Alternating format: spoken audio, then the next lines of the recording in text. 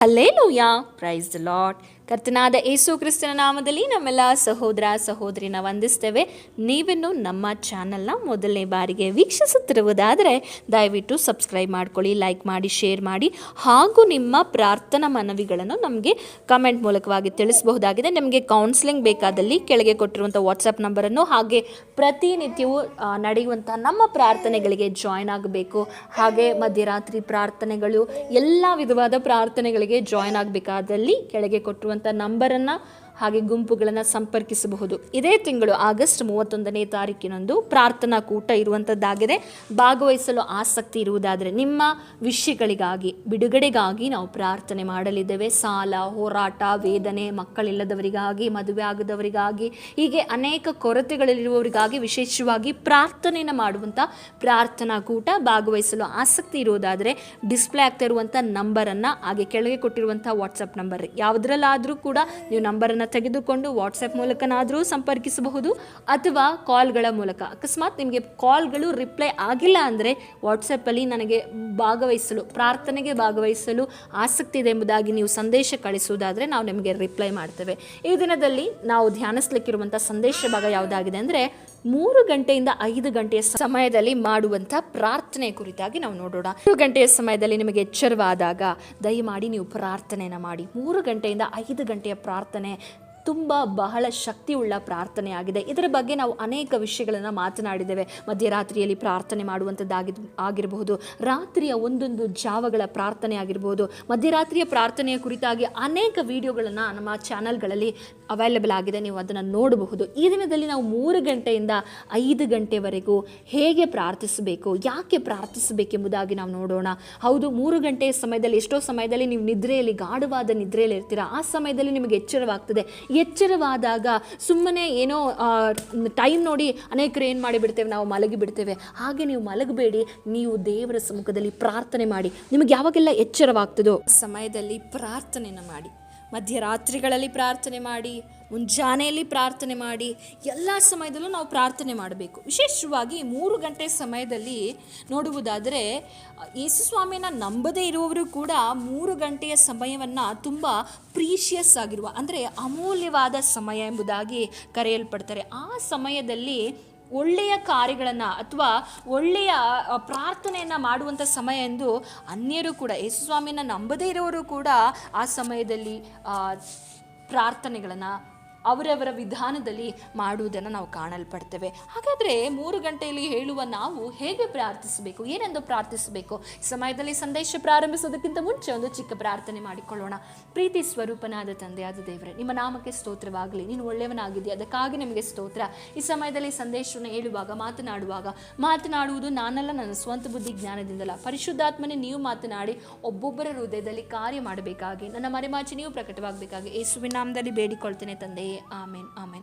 ಮೊದಲನೇದಾಗಿ 3 ಗಂಟೆಗೆ ಎದ್ದಾಗ ನಾವು ದೇವರ ಸಮ್ಮುಖದಲ್ಲಿ ಕೃತಜ್ಞತೆಯನ್ನು ಸಲ್ಲಿಸಬೇಕು. ಕೀರ್ತನೆಗಳು 104 ಮತ್ತು 5ನೇ ವಚನ ಹೇಳುತ್ತದೆ, ನಾವು ನೆನೆಸಿಕೊಳ್ಳುತ್ತೇವೆ. ಈ ಕೀರ್ತನೆಯನ್ನು ಓದುವಾಗ ದೇವರ ಸಮ್ಮುಖ ಎಂಬುದಾಗಿ ನೆನೆಸಿಕೊಳ್ಳುವಾಗ ನಾವು ದೇವರ ಆಲಯಕ್ಕೆ, ಅಂದರೆ ಭಾನುವಾರ ಹೋಗುವಂಥ ದೇವರ ಆಲಯಕ್ಕೆ ಈ ವಾಕ್ಯವನ್ನು ನಾವು ಸೀಮಿತವಾಗಿ ಹಿಡಿದು ನಾವು ಓದುವಾಗ ನೆನೆಸಿಕೊಳ್ತೇವೆ. ಆದರೆ ದೇವರ ವಾಕ್ಯ ಹೇಳುತ್ತದೆ, ಎಲ್ಲಿ ದೇವರ ನಾಮವನ್ನು ನಾವು ಕರೆಯಲ್ಪಡ್ತೇವೋ ಅದು ದೇವರ ಸನ್ನಿಧಿ ಆಗ್ತದೆ. ನಾವು ಎಲ್ಲಿ ದೇವರನ್ನು ನಾವು ಪ್ರಾರ್ಥನೆ ಮಾಡ್ತೇವೋ, ಎಲ್ಲಿ ಆತನನ್ನು ಸ್ತುತಿಸ್ತೇವೋ ಆತನು ಅಲ್ಲಿ ಇಳಿದು ಬರುವವನಾಗಿದ್ದಾನೆ. ನಾವು ಕೀರ್ತನೆ 103 ಮತ್ತು 4ನೇ ವಚನವನ್ನು ಓದಿಕೊಳ್ಳೋಣ. ಯೆಹೋವನೇ ದೇವರೆಂದು ತಿಳಿದುಕೊಳ್ಳಿರಿ, ನಮ್ಮನ್ನು ಉಂಟು ಮಾಡಿದವನು ಆತನೇ, ನಾವು ಆತನವರು, ಆತನ ಪ್ರಜೆಯು, ಆತನು ಪಾಲಿಸುವ ಹಿಂಡಾಗಿದ್ದೇವೆ. ಕೃತಜ್ಞತಾ ಸ್ತುತಿಯೊಡನೆ ಆತನ ಮಂದಿರ ದ್ವಾರಗಳಿಗೂ, ಕೀರ್ತನೆಯೊಡನೆ ಆತನ ಅಂಗಳಗಳಿಗೂ ಬನ್ನಿರಿ. ಆತನ ಉಪಕಾರ ಸ್ಮರಿಸಿರಿ, ಆತನ ನಾಮವನ್ನು ಕೊಂಡಾಡಿರಿ. ದೇವರ ವಾಕ್ಯ ಹೇಳ್ತಾ ಇದೆ, ಕೃತಜ್ಞತೆಯಿಂದ ನಾವೇನು ಮಾಡಬೇಕು?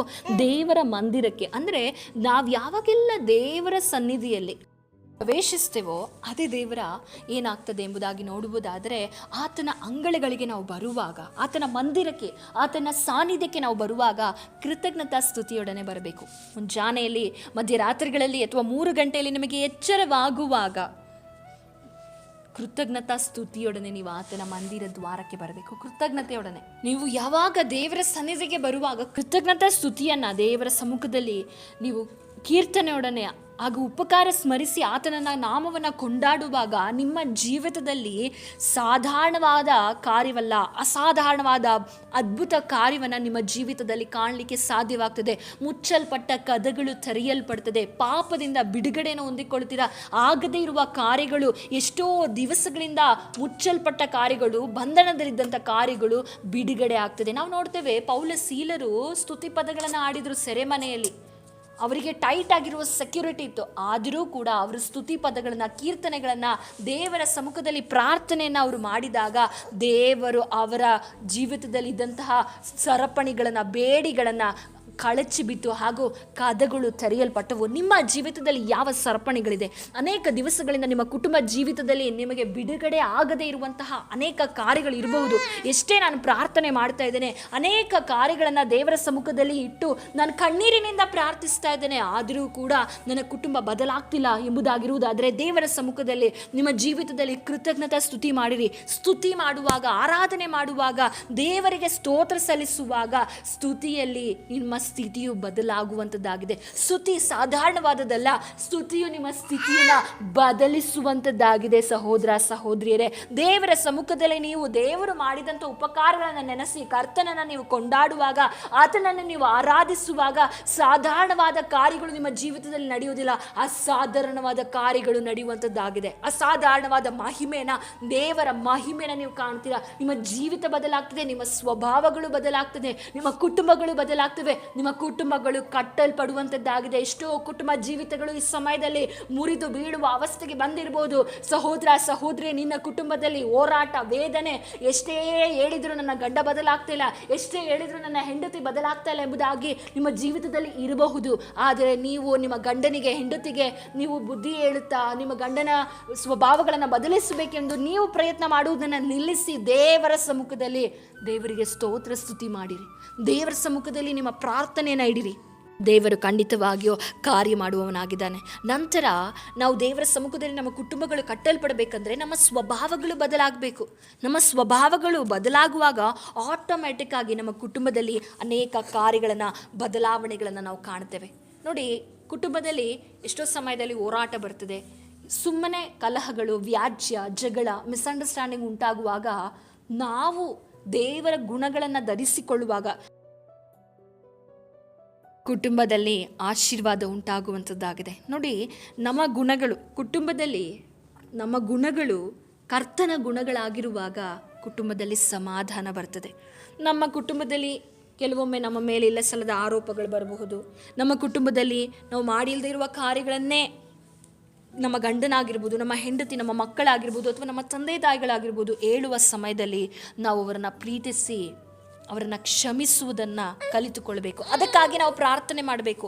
ನಮ್ಮ ಗುಣಗಳು ದೇವರ ಸನ್ನಿಧಿಯಲ್ಲಿ ಬದಲಾಗಲಿಕ್ಕಾಗಲಿ, ನಮ್ಮನ್ನು ನಾವು ಕರ್ತನ ಸಮ್ಮುಖದಲ್ಲಿ ತಗ್ಗಿಸಲ್ಪಟ್ಟವರಾಗಿ, ಕರ್ತನ ಕರುಣೆಗಾಗಿ, ದೇವರೇ ನನ್ನ ಜೀವಿತದಲ್ಲಿ ನಿನ್ನ ಕ್ಷಮಿಸುವ ಗುಣ ನನ್ನಲ್ಲಿ ಉಂಟಾಗಬೇಕು ಎಂಬುದಾಗಿ ನಾವು ದೇವರ ಸಮ್ಮುಖದಲ್ಲಿ ಪ್ರಾರ್ಥನೆ ಮಾಡಬೇಕು. ನಮ್ಮ ಗುಣಗಳು ಬದಲಾವಣೆ ಆಗಲಿಕ್ಕಾಗಿ ಪ್ರಾರ್ಥನೆ ಮಾಡಬೇಕು. ನಮ್ಮ ಪಾಪಗಳನ್ನು ಒಪ್ಪಿಸಿಕೊಟ್ಟು ನಾವು ಪ್ರಾರ್ಥನೆ ಮಾಡಬೇಕು. ಮೊದಲನೇದಾಗಿ ದೇವರ ಸಮ್ಮುಖದಲ್ಲಿ ಸ್ತುತಿ ಪದಗಳನ್ನು, ಆರಾಧನೆಗಳನ್ನು, ಕೀರ್ತನೆಗಳನ್ನು, ಹಾಗೆ ಕೃತಜ್ಞತೆಯನ್ನು, ಉಪಕಾರ ಸ್ಮರಿಸುವುದಾದರೆ, ಎರಡನೇದಾಗಿ ನಾವು ದೇವರ ಸಮ್ಮುಖದಲ್ಲಿ ನಾವು ನಮ್ಮನ್ನು ತಗ್ಗಿಸಿಕೊಂಡು ನಮ್ಮ ಪಾಪಗಳನ್ನು ಅರಿಕೆ ಮಾಡಿ ನಮ್ಮಲ್ಲಿ ಒಳ್ಳೆಯ ಗುಣಗಳು, ಕರ್ತನೆ ನಿನ್ನ ಗುಣಗಳು, ನಿನ್ನ ಫಲಗಳು ನನ್ನಲ್ಲಿ ಪ್ರಜ್ವಲಿಸಬೇಕು, ಹಾಗೆ ನನ್ನನ್ನು ಮಾರ್ಪಡಿಸು.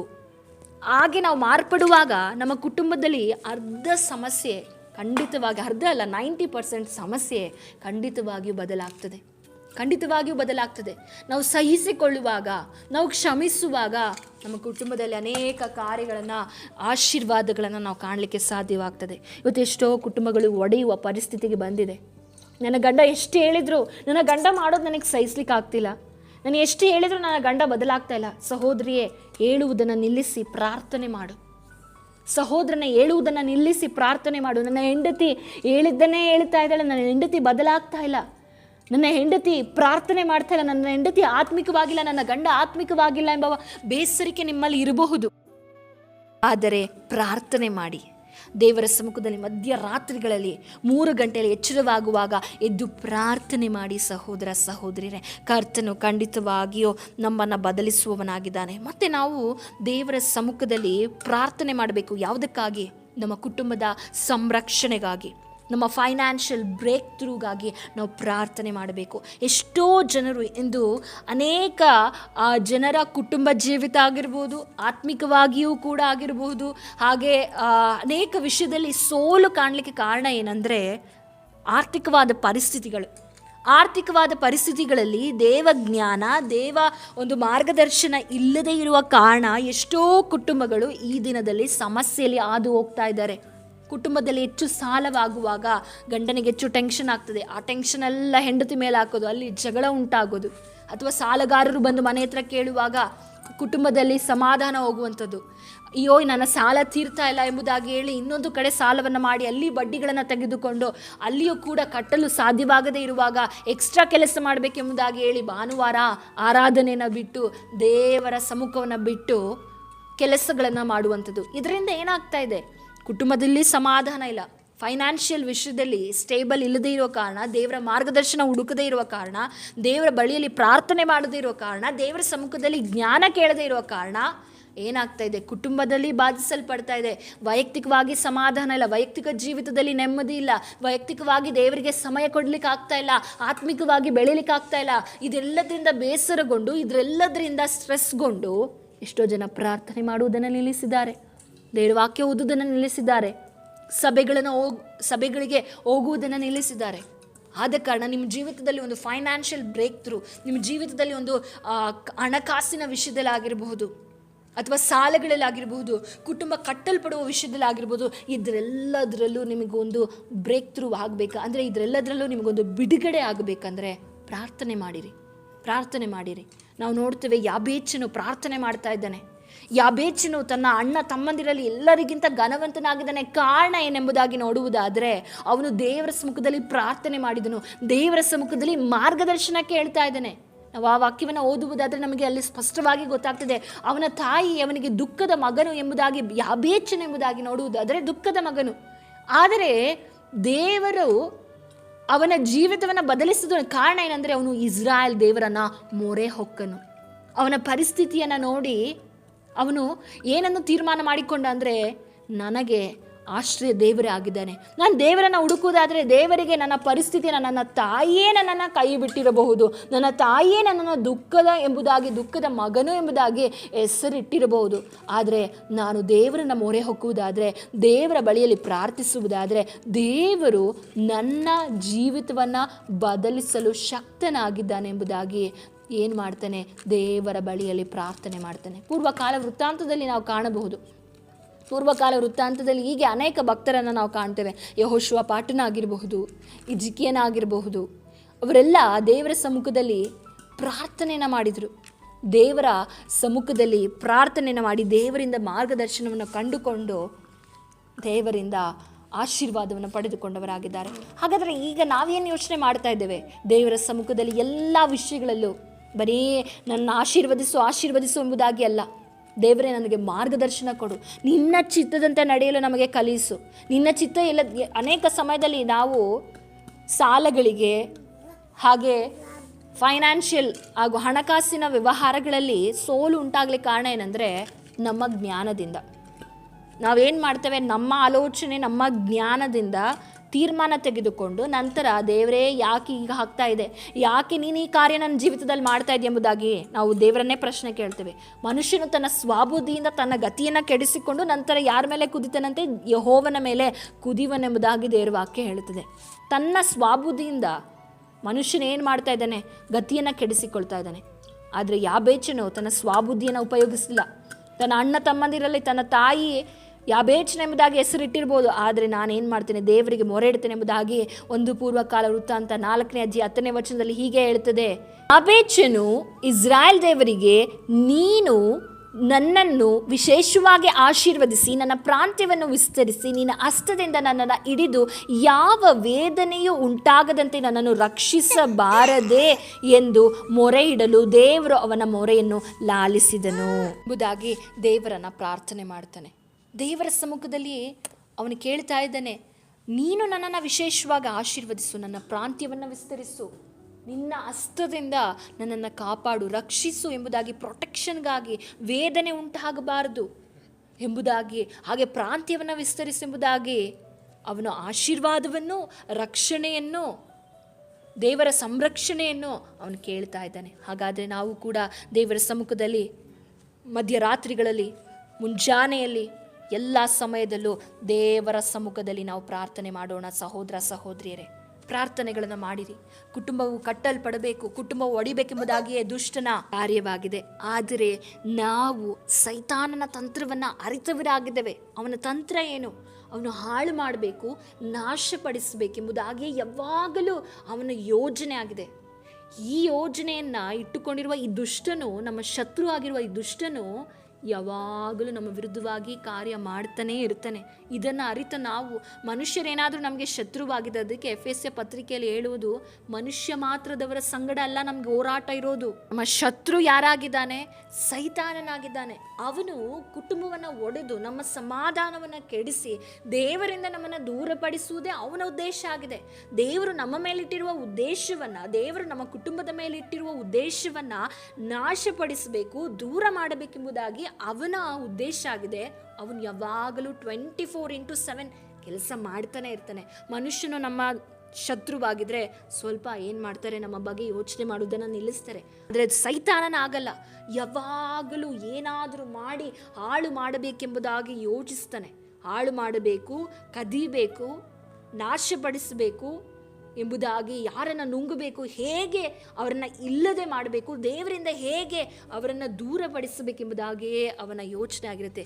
ಆ ಯೋಚನೆನ ನಮಗೆ ಗೊತ್ತಿದೆ, ಆ ತಂತ್ರ ನಮಗೆ ಗೊತ್ತಿರುವ ಸಮಯದಲ್ಲಿ ನಾವು ಕುಟುಂಬವನ್ನು, ನಿಮ್ಮ ಕುಟುಂಬದಲ್ಲಿ ಎಲ್ಲರೂ ಆತ್ಮಿಕರಾಗಿಲ್ಲದೆ ಇರ್ಬೋದು, ನಿಮ್ಮ ಕುಟುಂಬದಲ್ಲಿ ಎಲ್ಲರೂ ಪ್ರಾರ್ಥನೆ ಮಾಡದೇ ಇರಬಹುದು, ನಿಮ್ಮ ಮಕ್ಕಳು ಪ್ರಾರ್ಥನೆ ಮಾಡದೇ ಇರ್ಬೋದು, ನಿಮ್ಮ ಹೆಂಡತಿ ಪ್ರಾರ್ಥನೆ ಮಾಡದೇ ಇರ್ಬೋದು, ನಿಮ್ಮ ಮಕ್ಕಳು ಪ್ರಾರ್ಥನೆ ಮಾಡದೇ ಇರ್ಬೋದು, ಅಥವಾ ನಿಮ್ಮ ತಂದೆ ತಾಯಿಗಳು ಪ್ರಾರ್ಥನೆ ಮಾಡದೇ ಇರ್ಬೋದು, ನಿಮ್ಮ ಗಂಡನು ಪ್ರಾರ್ಥನೆ ಮಾಡದೇ ಇರ್ಬೋದು. ಆದರೆ ನಿಮ್ಮ ಕುಟುಂಬಕ್ಕಾಗಿ ನೀವು ಪ್ರಾರ್ಥನೆ ಮಾಡಿ. ನೀವು ನಿಮ್ಮ ಕುಟುಂಬಕ್ಕಾಗಿ ಮಧ್ಯಸ್ಥಿಕೆಯನ್ನು ವಹಿಸಿ ಮಧ್ಯರಾತ್ರಿಗಳಲ್ಲಿ ಎದ್ದು ಪ್ರಾರ್ಥನೆ ಮಾಡಿ. ಕುಟುಂಬವು ಕಟ್ಟಲ್ಪಡುವಾಗಲೇ ಎಲ್ಲವನ್ನ ಕಟ್ಟಲಿಕ್ಕೆ ಸಾಧ್ಯ. ದೇವರ ವಾಕ್ಯದಲ್ಲಿ ನಾವು ನೋಡ್ತೇವೆ, ಸಭಾಧ್ಯಕ್ಷನು ಅಥವಾ ಸಭಾ ಸೇವಕನು ಏನಾಗಿರಬೇಕು? ಕುಟುಂಬವನ್ನು ಚೆನ್ನಾಗಿ ಆಳುವವನಾಗಿರಬೇಕು. ಆಗ ಮಾತ್ರವೇ ಅವನು ಸಭೆಯನ್ನು ನೋಡಿಕೊಳ್ಳಿಕ್ಕೆ ಸಾಧ್ಯ ಎಂಬುದಾಗಿ ವಾಕ್ಯ ಬರೀತದೆ. ಸೇವೆಯನ್ನು ಮಾಡಬೇಕಾದ್ರೂ ಅಥವಾ ಯಾವುದೇ ಕೆಲಸವನ್ನು ಮಾಡಬೇಕಾದ್ರೂ ನಮ್ಮ ಕುಟುಂಬ ಸರಿಯಾಗಿರಬೇಕು. ನಮ್ಮ ಕುಟುಂಬ ಕರೆಕ್ಟಾಗಿರುವಾಗ ಮಾತ್ರವೇ ಎಲ್ಲ ಕಾರ್ಯವನ್ನು ಮಾಡಲಿಕ್ಕೆ ಸಾಧ್ಯವಾಗುವಂಥದ್ದಾಗಿದೆ. ಹಾಗಾಗಿ ಕುಟುಂಬದ ಪ್ರೊಟೆಕ್ಷನ್ಗಾಗಿ, ಕುಟುಂಬದ ಸಂರಕ್ಷಣೆಗಾಗಿ, ಕುಟುಂಬದಲ್ಲಿರುವ ಸದಸ್ಯರಿಗಾಗಿ, ಕುಟುಂಬದಲ್ಲಿರುವಂಥ ಎಲ್ಲ ದೇವರಿಗೆ ಇಷ್ಟವಿಲ್ಲದೇ ಇರುವ ಕಾರ್ಯಗಳೆಲ್ಲ ಶುದ್ಧೀಕರಣ ಆಗುವುದಕ್ಕಾಗಿ ನೀವು ಪ್ರಾರ್ಥನೆ ಮಾಡಿ. ದುಷ್ಟನ ಕಾರ್ಯಗಳು ಕುಟುಂಬದಲ್ಲಿ ನೆರವೇರಬಾರದೆಂಬುದಾಗಿ, ದುಷ್ಟನ ಯೋಜನೆಗಳು ಕುಟುಂಬದಲ್ಲಿ ನೆರವೇರಬಾರದು, ಕುಟುಂಬದಲ್ಲಿ ಅದು ಕಾರ್ಯರೂಪಕ್ಕೆ ಬಾರಬಾರದೆಂಬುದಾಗಿ ನೀವು ಪ್ರಾರ್ಥನೆ ಮಾಡಿ.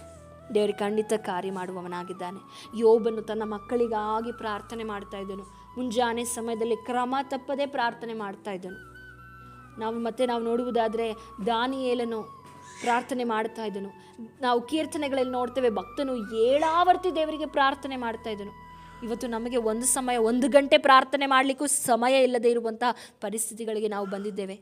ಆದ ಕಾರಣ ಸಹೋದರ ಸಹೋದರಿಯರೇ, ನಿಮಗೆ ಎಚ್ಚರವಾಗುವಾಗ ನೀವು ಪ್ರಾರ್ಥನೆ ಮಾಡಿರಿ.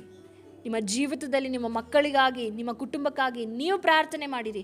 ನಿಮ್ಮ ಒಂದು ಪ್ರಾರ್ಥನೆ ನಿಮ್ಮ ಇಡೀ ಕುಟುಂಬವನ್ನು ಸಂರಕ್ಷಿಸುವಂಥದ್ದಾಗಿದೆ. ದೇವರ ವಾಕ್ಯದ ಮೂಲಕ ನಿಮ್ಮನ್ನು ಆಶೀರ್ವದಿಸಲಿ. ಪ್ರಾರ್ಥನೆ ಮಾಡುವುದನ್ನು ನಿಲ್ಲಿಸಬೇಡಿ. ಹಾಗೆ ನಂತರ ದೇವರ ವಾಕ್ಯವನ್ನು ಕೂಡ ನೀವು ಓದಬೇಕು. ನೀವು ಪ್ರಾರ್ಥನೆ ಮಾಡಿ, ಸ್ತುತಿ ಮಾಡಿದ್ರಿ, ಆರಾಧನೆ ಮಾಡಿದ್ರಿ, ನಿಮ್ಮನ್ನು ನೀವು ಒಪ್ಪಿಸಿಕೊಟ್ರಿ, ನಿಮ್ಮ ವಿಷಯಗಳನ್ನು ಒಪ್ಪಿಸಿಕೊಟ್ರಿ, ಹಾಗೆ ನಿಮ್ಮ ಸುತ್ತಲಿರುವಂತಹ ನಿಮ್ಮ ನೆರೆಯವರಿಗಾಗಿ, ನಿಮ್ಮ ದೇಶಕ್ಕಾಗಿ, ನಿಮ್ಮ ಕುಟುಂಬಕ್ಕಾಗಿ, ನಿಮ್ಮ ಅಕ್ಕಪಕ್ಕದವರಿಗಾಗಿ, ನಿಮ್ಮ ಸಭೆಗಾಗಿ ಪ್ರಾರ್ಥನೆ ಮಾಡಿದ್ರಿ. ನಂತರ ಈಗ ನೀವು ದೇವರ ಬಳಿಯಲ್ಲಿ ಹೇಳಿಕೊಂಡ್ರಿ ನಿಮ್ಮ ವಿಷಯಗಳನ್ನು. ದೇವರು ನಿಮಗೆ ಉತ್ತರ ಕೊಡುವ ಸಮಯವನ್ನು ಕೂಡ ನೀವು ಕರ್ತನ ಸಮ್ಮುಖದಲ್ಲಿ ಕಾದಿದ್ದು, ಅದಕ್ಕಾಗಿ ದೇವರ ಸಮ್ಮುಖದಲ್ಲಿ ನೀವು ವಾಕ್ಯವನ್ನು ಓದಬೇಕು. ನಾವು ಅನೇಕರು ಏನಾಗಿದ್ದೇವೆ, ಪ್ರಾರ್ಥನೆಯನ್ನು ಮಾಡುವುದರಲ್ಲೇ ತುಂಬ ಎಕ್ಸ್ಪರ್ಟ್ ಆಗಿರ್ತೇವೆ. ಆದರೆ ದೇವರು ನಮಗೆ ಏನು ಹೇಳ್ತಾರೆ ಎಂಬುದಾಗಿ ದೇವರ ಸಮ್ಮುಖದಲ್ಲಿ ಕಾದಿದ್ದು, ದೇವರ ಉತ್ತರಕ್ಕಾಗಿ ನಾವೇನಾದರೂ ಸಮಯವನ್ನು ಕೊಡ್ತಾ ಇದ್ದೇವಾ? ನಮ್ಮನ್ನು ನಾವು ಪರೀಕ್ಷೆ ಮಾಡಿಕೊಳ್ಳೋಣ. ದೇವರ ವಾಕ್ಯದ ಮೂಲಕ ನಿಮ್ಮನ್ನು ಆಶೀರ್ವದಿಸಲಿ. ದೇವರ ಸಮ್ಮುಖದಲ್ಲಿ ಪ್ರಾರ್ಥನೆ ಮಾಡಿ. ಎಚ್ಚರವಾದಾಗೆಲ್ಲ ಪ್ರಾರ್ಥನೆ ಮಾಡಿ. ಬರೀ 3 ಗಂಟೆ ಮಾತ್ರ ಅಲ್ಲ, 2 ಗಂಟೆಗೆ ಎಚ್ಚರವಾಯ್ತಾ ಪ್ರಾರ್ಥನೆ ಮಾಡಿ, 1 ಗಂಟೆ ಪ್ರಾರ್ಥನೆ ಮಾಡಿ.